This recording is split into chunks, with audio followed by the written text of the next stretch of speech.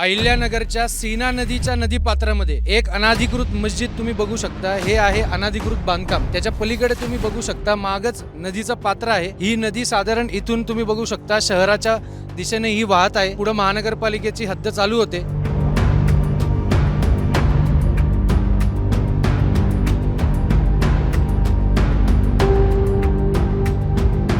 या गोष्टीची चौकशी करण्यासाठी मी स्वतः अहिल्यानगरमध्ये आलो। त्याच्यानंतर काही स्थानिक लोकांशी चर्चा केल्यानंतर मला जी माहिती समजली ही एकदम शॉकिंग आहे। मला एक प्रश्न उभा राहिला आहे की अहिल्यानगरचं स्थानिक महानगरपालिका आणि इकडचे महानगरपालिकेचे कर्मचारी करत काय आहे। स्थानिक लोकांनी याच्या विरोधात अनेक कंप्लेंट महानगरपालिकेला वेळेनुसार दर्ज केल्या आहेत, तरी सुद्धा हे अनाधिकृत पद्धतीने इथं पहिले पत्र्याची बांधणी केली होती। त्याच्यानंतर 4 पत्रे बांधल्यानंतर पलीकडच्या साईडला कन्स्ट्रक्शन केलं। त्याच्यानंतर पलीकडच्या साईडला आता सिमेंटचं कन्स्ट्रक्शन केलं आहे आणि तुम्ही बघू शकता त्याच्या पुढे सुद्धा आता जेसीबी लावून तिथे खालच्या साईडला खड्डे खणून ठेवले आहेत। ही अनाधिकृत मस्जिद, ही नदी आणि हे बघा अनाधिकृत अजून एक रूम, हा आहे रस्ता। रस्त्याच्या मध्ये बरोबर रूम बांधली।